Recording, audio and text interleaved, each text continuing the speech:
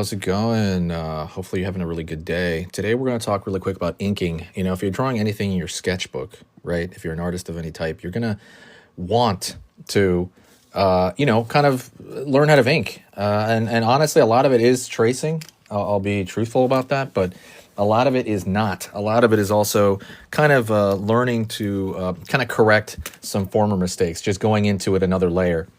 So, this guy's an example, right? We're going to ink this guy. His hand right here, I don't have it worked out yet. I need to do that. I'll do it later, though. I don't want if he wants like some sort of pew-pew in his hand or whatever coming out of his arm. I wanted it asymmetrical, though. That was something that I was thinking about. I'm like, all right, maybe that's the hand to grab, and this is going to be like the hand, again, the pew-pew thing. What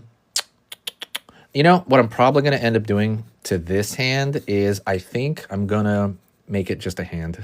I think I'm going to make this a hand right here, and then maybe he's going to have a shield in it a la Optimus Prime in like one of the terrible Transformers movies.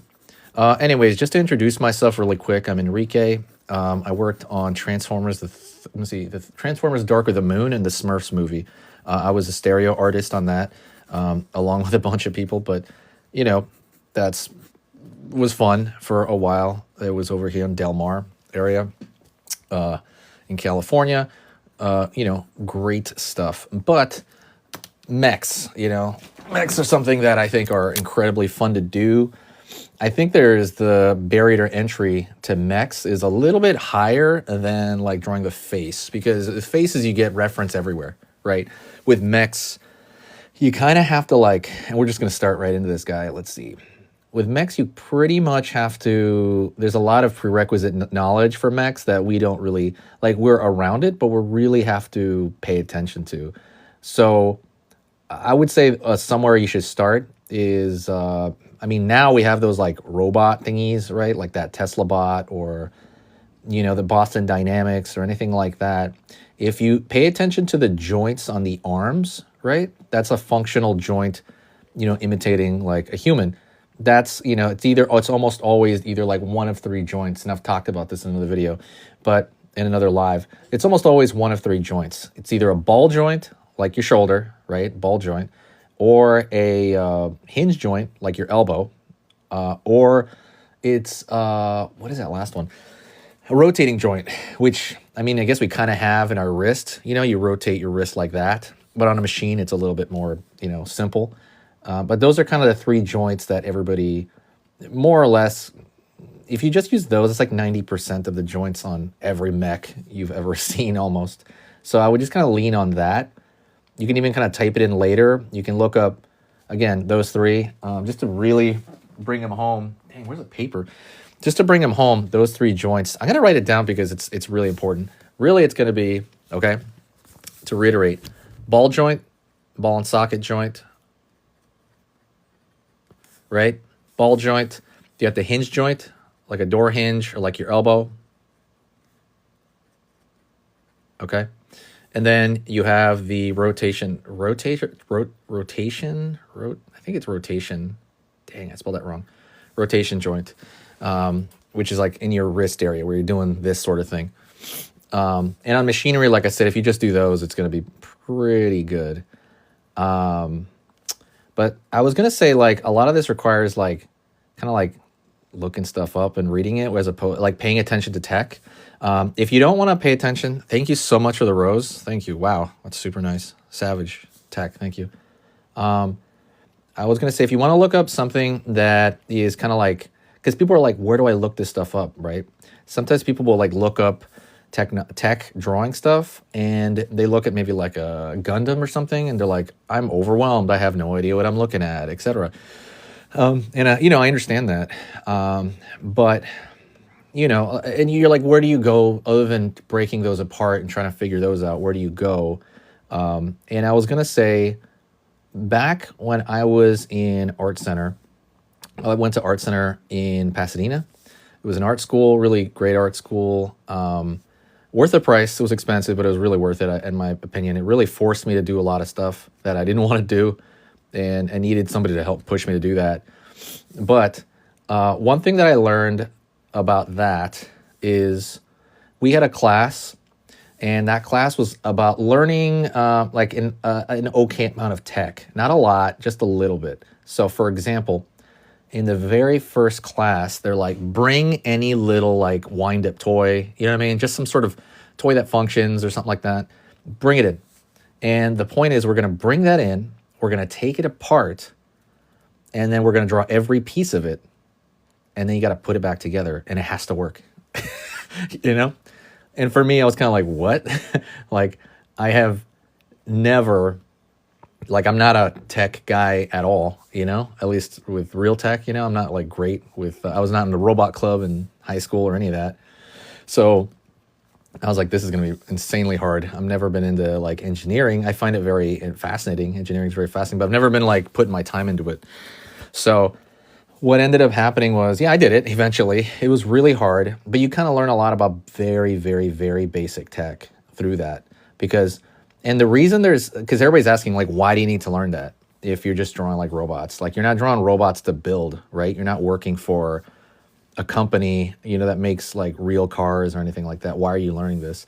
The reason you're learning stuff like this is to make your tech, your fake tech, look believable. That's the whole point, right? You just want to make it look like it might work. And that kind of fools the viewer into thinking, oh, you know, maybe, yeah, you know, that it builds that suspension of disbelief that like a viewer has to have when you watch like giant robot movies, right? You kind of have to have that little bit of suspension of disbelief. And it helps if the tech looks slightly convincing. And that's pretty much what that's for. But yeah, so one of the sources they gave us a lot of is because I had issues finding stuff like that online. So one source, whenever I tried looking up robot stuff, it came up with all kinds of mechanical engineering stuff online. And I'm like, where is the art stuff? And I've kind of spoken about this before. Because sometimes what you know, when you learn anatomy, when you learn basic anatomy for humans, right? I don't go to like doctor's manuals and stuff usually. What I do is I go to like art books that are centered around, you know, creating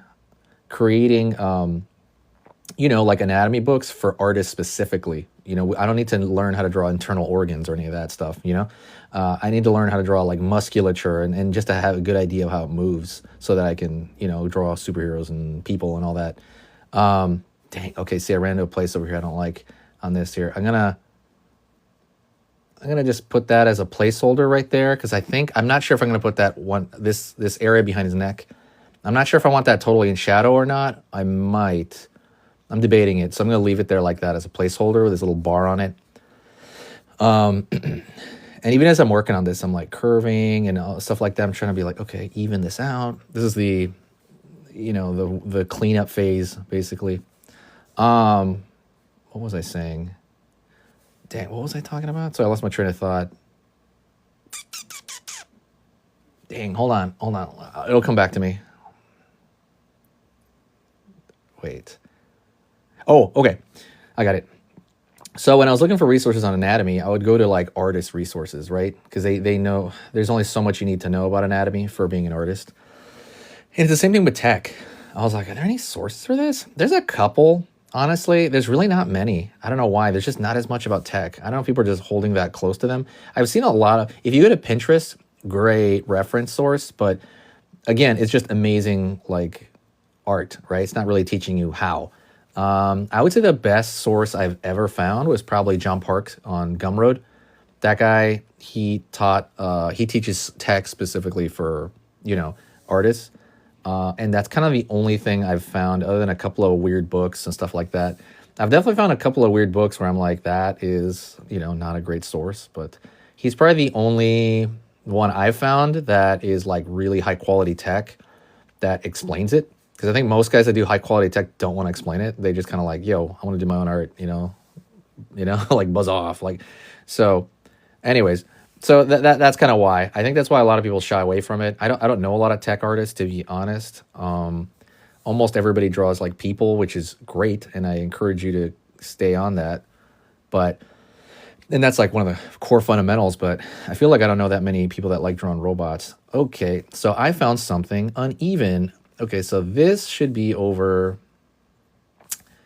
Dang. Okay, I kind of fudged it on that one. I'm trying to like give it a reflective. I want it to be more or less symmetrical in the chest area and the back and probably in the legs. In the arm, I do want some asymmetry, so I'm gonna figure that out. Sometimes as you're just working too, you tend to not. How do you say? You tend to get lazy with it and just draw uneven stuff, which you can totally do. You don't have to. It's your drawing. You can do whatever you want. So see, like right here, as I'm cleaning it up, I'm changing this shape to match that shape. But the cool part is, since it's kind of like an exercise in symmetry. I was looking up, Neon Genesis, because I love that show. Their mechs, there's a lot of human anatomy in that. Oh my God, there's so much in that. I would say more. I would say more tech, like robots, like where they have real wires and stuff like that. It's probably more like in, I would say, that movie Pacific Rim. Their designs are really wild. You know what I mean? Like some stuff kind of has to function. Transformers, the first one, the very first, that Michael Bay movie, in my opinion, I thought they looked like balls of trash especially when they're transforming. You're like, boom, boom, boom, boom, right? And it just looks like big, tornado of garbage. I think by the third or fourth movie, I think by the one I worked on, I think, not because of me, obviously, but by the third movie, Dark of the Moon, it seemed like they were getting the tech down really well. Like stuff was fitting into each other as it transformed, and I was like, okay, this is good. I mean, that's just my opinion, you know what I mean? But I remember by the third movie, I'm like, all right, they're getting this down. Okay, this is good. I get it. I like it. Maybe because I had to stare at the screen, right? You kind of stare at these same few frames for like weeks. Well, I mean, it wasn't like weeks. The way it worked was we were more or less altering the 3D aspect of it, and you would kind of work on like the same few frames for like a collection of frames for maybe like a couple days, but it's a lot of staring and like menial work and zoning out and listening to music, and since you're working, you're really not talking to anybody, but you're kind of, and I remember that was really, it was a fun time. I'm sorry, it wasn't fun, but it was one of those things where you do the job. It's not bad, right? It's not bad doing that job, stereo artist, but it was very boring. It was just kind of boring, and you just zone out, and you don't think about it. And the weeks go by fast because you're working like these wild hours. So the weeks go by really quick. So it's like, oh, okay, wow, it's already February, huh? Or oh my God, I felt like Christmas went by so quick, and like I was only there for like a year and a half or 2 years, but that zooms by. It like zooms by, and then because it's like a movie job. Dang, see, I'm trying to like right here. I'm trying to balance these shapes over here because I drew it one way over here, and I was like, oh dang, I forgot to look back at that. Let me see. I guess it could be. I don't know why it would be this big. Because he's more or less got like a gorilla's body, what was I talking about? Oh, okay. Working in that field in the movie industry, because when you're doing that stuff, they ended up like, it's very much you're living the life going from one place to the next to the next to the next. Because once they're done with a job, they probably won't hire you. They might hire you again for other stuff, but let's just say they don't need to do a movie for, I don't know, a year. You're out, pretty much. They don't just. It's not a steady gig. At least where I was. I was at a place called Legend 3D, and I remember it just was not. It was not steady. And they laid everybody off, and a year later they're like, "Hey, can you come back?" They called for me to come back. Because it's easier to like get people that used to work there instead of retraining people. But by that point, I had already had something else going on, so I didn't go back. And yeah, I mean, like again, like I think what scared me was how fast time went. It was just scary how quickly time went when you're just entirely devoted to one thing. It's cool because there's bragging rights to it. You can say, I did this. But I was like, man, that is so, I don't know. You base your life on years, right? You'd be like, oh, okay, by the time, my kid is like, 2 years old, I'm going to be done with this movie and be working on the next one. And that's going to take a few years or months, So it's kind of like, oh, wow, this is like weird. It's so strange. Like life goes by so quick. By 10 projects in, you're like 20, what is it? 20 years or something? I don't know. It depends, right? Different projects are different lengths of time. But I remember thinking like, wow, this is not what I want to do. I want to like enjoy stuff. You know what I'm saying? Okay, so this has like, if you look at the surface of this right here, it kind of rolls over the edge like this. It comes out like a battery, and it's going to roll over the edge over here. So this is a great thinking in 3D time. So if someone doesn't know how to think in 3D, go check out my course. I haven't finished it yet, so maybe by the time, maybe in a week or two it'll come out. But like, if you got to learn how to think in 3D, there's ways to kind of trick your brain into starting to think that way if you don't think that way. But thinking in 3D is like one of the best and biggest things you can absolutely do.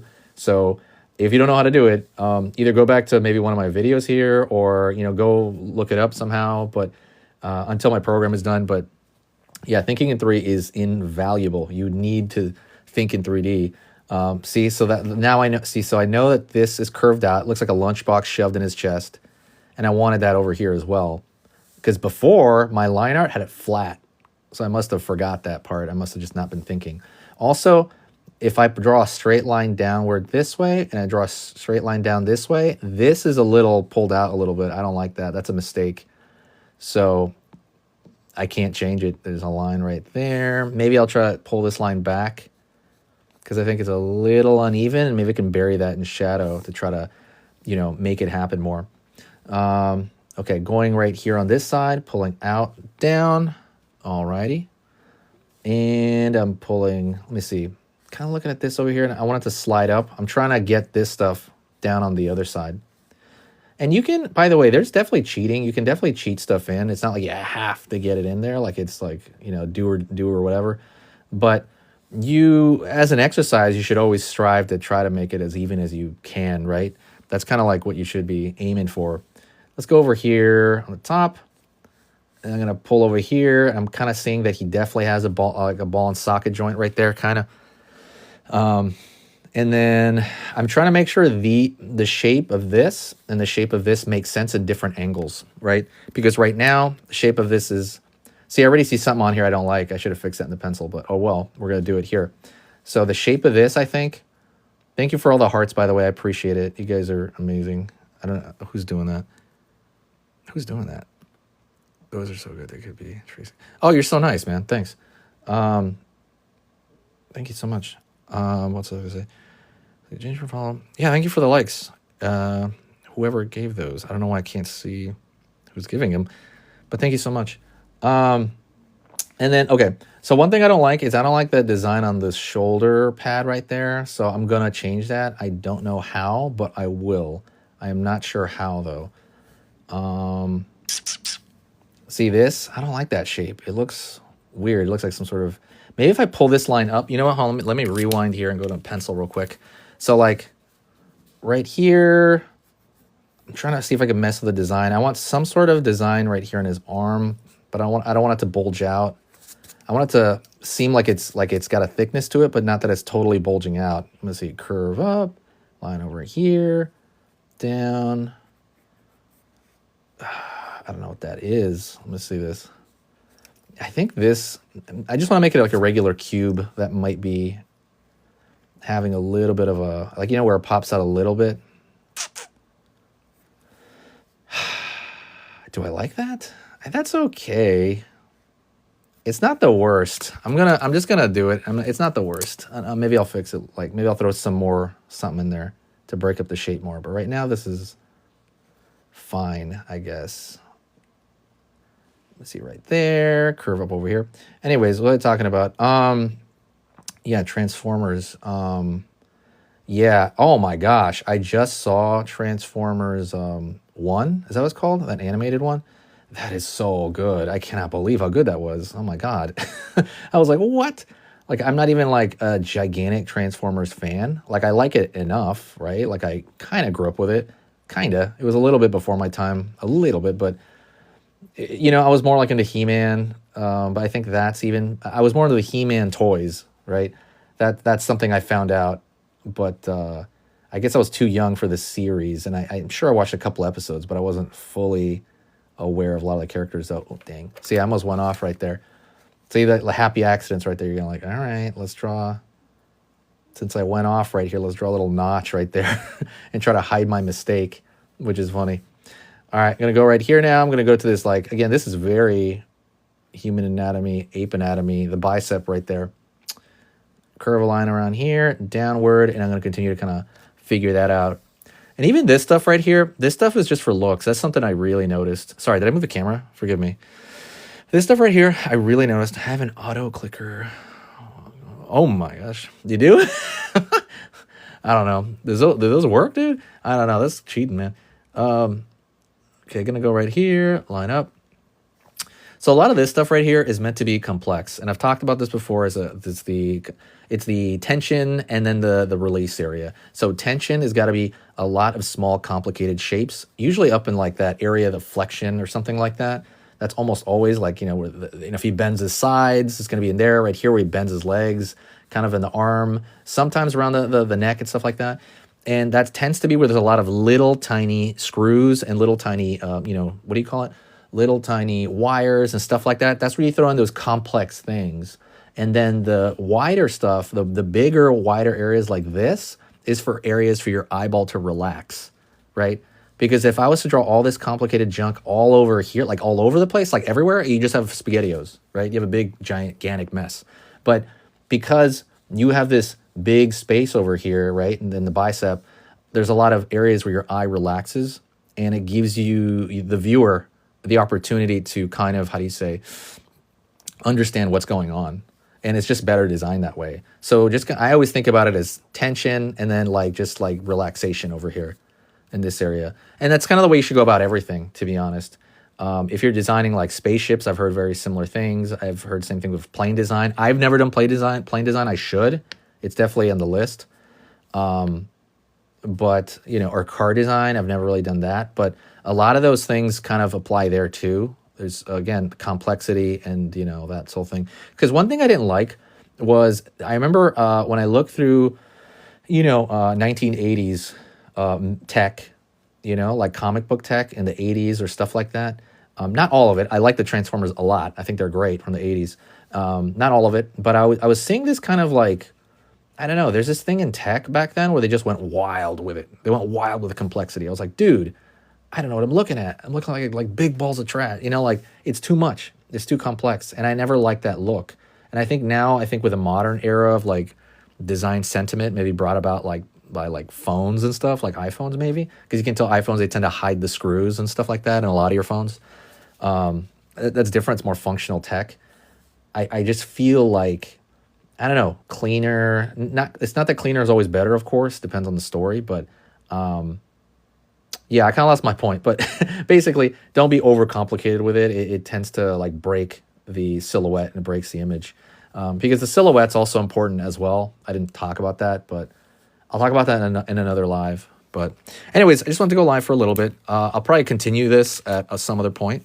But yeah, thanks so much. If you have any questions, leave them in the comments section. I'll get to them. And yeah, I'll make another video about it. Some people will implement the mech style into their own graffiti. Yeah, dude. I want to do graffiti art one day, literal graffiti art, like in a place that's allowed. But yeah, that's also on the back burner. One day, though. All right, see you guys next time.